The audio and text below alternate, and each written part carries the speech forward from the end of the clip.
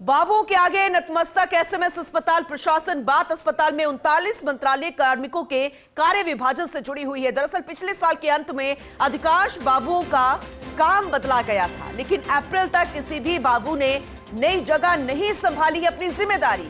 Organ transplant फर्जी NOC प्रकरण के बाद जब उठे सिस्टम पर सवाल, तो आनन फानन में प्रशासन की सख्ती से नई जगह पहुंचे कर्मचारी, लेकिन इनमें से 2 बाबुओं को प्रशासन ने फिर से पुरानी जगह ही जिम्मेदारी दे दी।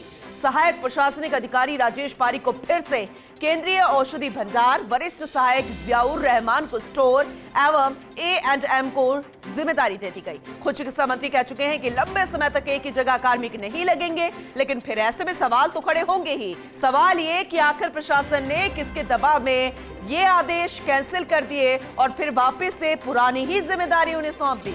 ये बड़ा सवाल है, महत्वपूर्ण सवाल है, जिसका जवाब तो देना ही पड़ेगा। लेकिन देखने वाली बात होगी कि ये जो नए आदेश पारित किए गए थे वो किसके दबाव में कैंसिल कर दिए गए। प्रशासन ने आखिर किसके दबाव में इन आदेशों को ही ठेंगा दिखा दिया है।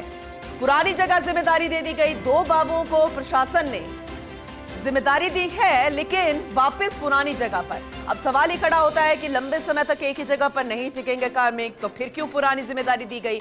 जिस तरीके से ऑर्गन ट्रांसप्लांट फर्जी एनओसी प्रकरण मामला सामने आया था, फिर सिस्टम पर सवाल खड़े हुए थे, लेकिन लगातार इस तरह की तस्वीरें, इस तरह की खबरें एसएमएस अस्पताल प्रशासन से सामने आ रही है, तो फिर ये कहना गलत नहीं होगा कि एसएमएस अस्पताल प्रशासन बाबुओं के आगे नतमस्तक हो चला है। 1 नहीं, 2 नहीं, रोजाना इस तरह की खबरें सामने आ रही है।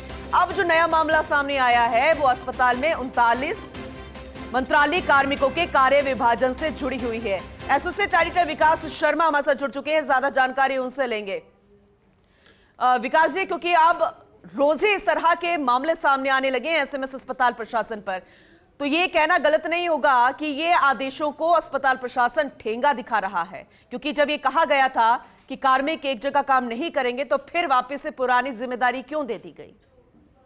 देखिए, जिस तरह से एक बात कही जाती है कि जलने के बाद में आदमी समझ जाता है कि ये जलन होती है इस जगह पे, और उस तरह के मामलों से बचने का प्रयास करते हैं, लेकिन एसएमएस अस्पताल के अंदर लगातार इस तरह के सामने आ रहे हैं। देखिए, जब बाबुओं का तबादला किया गया था तब भी हमने खबर चलाई थी और उसमें बताया था कि ये बाबू लंबे समय से एक जगह पर टिके हुए हैं, और उसके बाद में उस पूरे मामले पे एक्शन नहीं लिया गया और उसका नतीजा मिला फर्जी एनओसी प्रकरण के बड़े खुलासे का।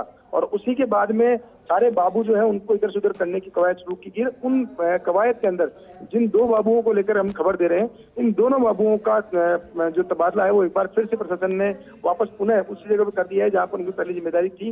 जबकि खुद चिकित्सा मंत्री जो है वो कह चुके हैं कि लंबे समय से एक जगह पर लगे हुए कार्मिक जो है उनको बदला जाना चाहिए। लेकिन सवाल यही उठता है कि आखिर किसके दबाव में इस तरह से जो कर्मचारी है उनको हटाने लगाने का खेल चलता है। क्योंकि मेरा मानना यह है कि एक बार कर्मचारी को किसी जगह लगा दिया जाता है तो उसको वहीं पर लगा करके उससे काम कराया जाए, ताकि एक मैसेज दिया जा सके, चाहे कोई भी कर्मचारी हो, तो उससे लगता है कि आपको ही काम करना है यहाँ पर। क्योंकि अगर एक का भी तबादला अगर आप कर देते हैं या एक का भी बदलाव आप कर देते हैं, तो फिर सभी बाबुओं में, सभी कार्मिकों में एक उम्मीद दिक्कत थी कि वो भी किसी न किसी से दबाव बनवाएं और अपना जो काम है वो वापस से पुराना काम दे दें। और यही वजह है जिसकी वजह से लंबे समय तक बाबू एक जगह से दूसरी जगह से मूव किए जाते हैं। जी चलिए, ठीक है, आगे भी आपसे जानकारी लेंगे। इसी से जुड़ी हुई बहुत शुक्रिया फिलहाल विकास जी इस अपडेट के लिए।